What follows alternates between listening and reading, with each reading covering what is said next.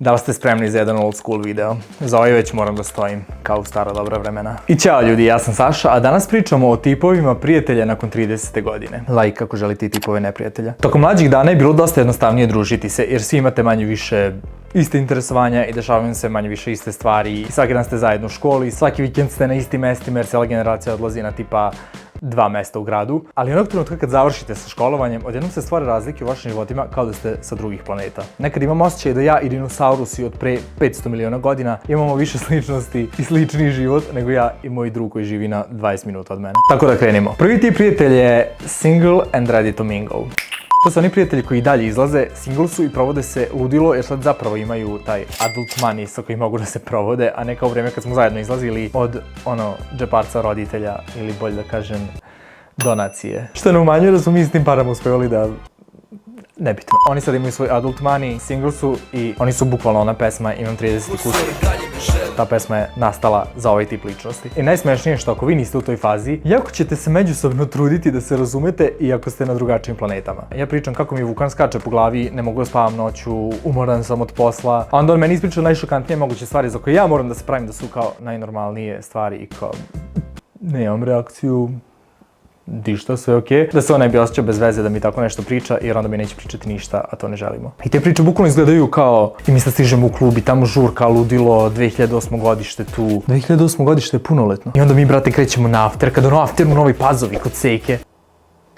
Ja ulazim tamo kod Seke u kuću, ono Seka vadi pasulj. Pasulj. I ovo se sve dešava, neki random utorak. Sljedeći tip prijatelja sam nazvao healing prijatelj. To je uglavnom neka drugarica koja se nije treznila brat u posljednjih 10 godina. A onda kako je zakoračila u 30. godinu, počela je svoju healing eru, ona zna sve čajeve, lekove, biljke, začine, meditacije. To je onaj prijatelj koji će te pitati ili piješ ašvagandu. Šta pijem? Koji je to jezik? Ne pada mi na pamet da pijem bilo kakve kurkume, ašvagande i bilo šta slično što zvuči kao da si sad izmislila tu reč. Tako da ako planiraš da ti opstane prijateljstvo s ovim tipom prijatelja, moraš da razviješ skroz novi rečnik pojmova za to druženje da biste se razumeli u ovoj novoj eri. Ne možeš da joj kažeš radi na cilju, nego manifestuj. Ne piješ čaj, nego imaš svoj ritual. Ne ideš da šetaš, nego regulišeš nervni sistem. Ne ležeš ranije na spavanje, nego slušaš svoje telo. Ne odmaraš, nego se resetuješ. Ne sediš sama, nego puniš baterije. Taj neko što te prevario i zeznuo i sve ti pokvario nije govno smećarsko bezobrazno, nego je to neko ko prelazi tvoje granice. Moraš da postaviš granice, razumeš? U svakom slučaju, ako kažeš da se osjećaš prestimulisano, tebi samo fali uzemljenje i kontakt sa prirodom. Treći tip prijatelja je survive and provide family guy. Tako sam ga nazvao. I to sam verovatno ja mojim prijateljima. Tim prijateljima pričate tako što se dovikujete preko vrištanja dece, kao da ste na nekom gradilištu, a ne u dnevnoj sobi. Či vi bukvalno vodite ozbiljan razgovor dok iza vas neko urla, neko kašlje, neko prosipa sok, neko treći pokušava da pojede kamen. Pa usred konverzacije imate upade tipa što plače? Ma malo pala, slomila ruku, sad tu nešto drami, vodit će kasnije u hitnu biće. Dobro, završi, šta si ono pričala? Kad ste s ovim tipom prijatelja na piću, doslovno se morate adaptirati na sve što će da se desi i da budete spremni na sve, jer nikada ne znate ko će da vam skoči na glavu, ko će da vas počupa, da li da vas ujede. Ne znam, ili znate za one čepiće za uši koji kao iseku određene frekvencije da ih ne čujete. Imaju 3 nivoa podesivosti, canceluju ti najviše frekvencije, ti čuješ mene šta ti ja pričam, ja tebe, ali ne čujemo buku. E pa kad postaneš roditelj, to ti priroda sama stvori ušima, da se podesiš na frekvencije, da ne čuješ dečije vrištanje, da možeš da funkcionišeš i pričaš sa ljudima normalno. Jer u suprotnom... Evo sad ću vam pokazati kako izgleda naše druženje kad je Vukan sa nama. I onda sam ja uzeo, nemoj to usta. Uzeo sam i rekao sam da nema smisla, siđi odatle gde se pentraš. Rekao sam da nema smisla da sad menjamo, ne diraj utičnicu. Sljedeći ti prijatelji su oni koji su postali previše bogati. Prosto nekima ide brže, nekima sporije, nekima nikada ne dođe. Postoji svega, prijateljstvo nije u novcu, ali donosi razne situacije da u nekom trenutku budete u fazonu. Dobar dan, da li biste mogli spustiti svoje kriterijume malo, samo malo, da bismo mogli i dalje da se družimo? Što mislite da putujemo negdje zajedno? Da, super ideja, što da ne, baš dugo nikad nismo išli zajedno. Slušaj, ima super vila na Mikonosu. Da, 20 dana. Dobro, šta je sa dobrih starih 10 dana? Prima 15 ljudi, odakle mi 15 prijatelja. Samo 2000 eura noć. Noć. Ne boravak, paket, aranžman, nego noć. Ma nemoj reći.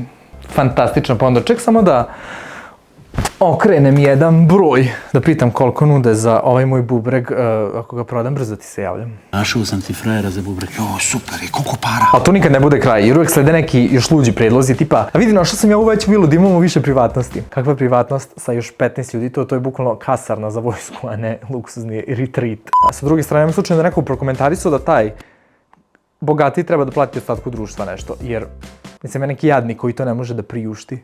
Mislim, ne mogu, ali u svakom slučaju uvek neko nađete na kraju s tim prijateljem na pola puta i negde odete, nađete neki kompromis, tamo toliko da ne morate da varite izveštaj kreditnog biroa i to prijateljstvo nekako opstaje i traje i lepo je dok se i svi mi drugi ne ukrcamo na taj voz i obogatimo dovoljno. Valjda je naše vreme sad u 30-ima pa da se spremimo za 40-te, onda ću vam reći da sam ja taj tip. Nadam se. Sljedeći tip prijatelj je onaj sa kojim se, nažalost, viđaš jednom godišnje, ne stižete od obaveza, možda živite u drugačijim gradovima. Toliko vam se promijenio život da prosto ne stižete da ste stalno tu, ali se dalje volite. I sad ću malo da uozbiljim na minut. Mislim da danas ljudima ne fali druženje nego bliskost. Jer druženja imaš koliko hoćeš, bukvalno svuda. Kafe, ručkovi, slave, rođendani, grupe, voice poruke, ajmo nekad, moramo da se vidimo, sad, desi, brat moj, sve to postoji. Ali bliskost je zapravo mnogo ređe. Jer nije poenta samo da budeš okružen ljudima, to si verovatno i na poslu, pa nije kao da ti znači, ne možeš se to računati kao druženje, da je to dovoljno niko ko je stalno među ljudima ne bi bio usamljen, a svi znamo da to nije istina. Kada postoji bliskost u odnosu, onda to druženje neko puni dušu. Jedino kad sam u društvu gde se osjećam i voljeno i prihvaćeno i kao da se razumemo, onda osjećam tu bliskost i pripadnost. Sve druge konstelacije su uglavnom performativne i površne i zato mislim da opstaju ta prijateljstva koja su suštinski iskrena i gde postoji bliskost, gde čak i ako se ne viđate, ako ste to ikada izgradili, to ne može tek tako nestati i narušiti se, bez obzira na to koliko se vi često vidite. I onda sledi 6. tip prijatelja, a to je infocentar prijatelj. To je onaj čovjek čiji broj telefona bukvalno treba da počinje sa 0800. Bukvalno čovjek institucija koji ima broj telefona od svakog ko ti padne na pamet. Sigurno imate tog druga ili drugaricu koji zna bukvalno sve. Zna doktore, stomatologe, psihologe, advokate, notare, šalteruše, vodoinstalatere, keramičare, dadilje, geometre, autolimare, profesore, majstore, ljude za klimu, ljude za PVC, ljude za papire, ljude za iskopavanje fosilnih goriva, a negde duboko verovatno zna i 2 kriminalca čisto da se nađe. Ja stvarno ne znam gde i kako ih iskopava jer ja po 5 godina tražim jednog frizera komu mogu da verujem, a ne da imam još nekog iz katastra. I ne samo što oni te ljude poznaju, nego je fora što su ti ljudi uvijek nekako njihova braća, kumovi. Njihov imenik nije imenik. To je bukvalno kao jedinstveni registar birača jer su svi tu. Samo otvoriš slovo M i imaš Milan Torte, Milan Geometar, Milan Pošta, Milan Hitna, Milan ne javljaj se pri 10, ne znam. I najluđe od svega što ti ljudi zapravo postoje. I stvarno mu se javljaju na telefon. I stvarno hoće da pomognu. I ti gledaš i ne veruješ. Ja kad pozovem moju ženu, ona se ne javi na telefon. A njegov čovjek, Milan Torta, se javi u budu u fazonu, reci brate, sve rešavamo, šta je problem? Tako da ja se divim ovom tipu ličnosti i svi treba da imamo ovakvog prijatelja i da ih cenimo najviše na svetu. I 7. posljednji tip prijatelja za danas je niš prijatelj, ali ne niš, nego niš. To je onaj tip prijatelja koga stvarno jako gotivite i stvarno vam je super osoba, ali doslovno imate jedno zajedničko interesovanje. Bez toga bi bukvalno ostali u tišini da sedite i gledate se. Možda ste nekada imali više tema i zajedničkih interesovanja, pa ste se promenili kroz vreme, pa više nemate. Možda ste se i sad tek upoznali početkom 30. godina, pa ste samo na toj relaciji ili temi na kojoj ste se upoznali razvili odnos, ali to vam je realnost. I to izgleda tako što, na primjer, idete zajedno na padel. I to vam je top. Vidite se, igrate, sprdate se, komentarišete poene, opremu, patike, reke, termine, ko je šta promašio, šta god. I to vam je onaj odnos gde bukvalno ne znate ništa jedno drugom. Ne znate je li imaš sestru, ali znam koji reket želiš da kupiš. I nije kao da neko od vas ne želi da se druži i da se poveže na nekom dubljem nivou. Vi kao hoćete, samo što svaki put kada hoćete da izađete iz okvira te jedne teme koju imate ili interesovanja, samo bude neprijatno kao... A ti inače snimaš, videograf si? Da. Ti onda sigurno znaš koji bi dobar aparat mogu da uzmem svojoj ženi. Nešto tipa za 20 €, ali da snima tako kod tvoj.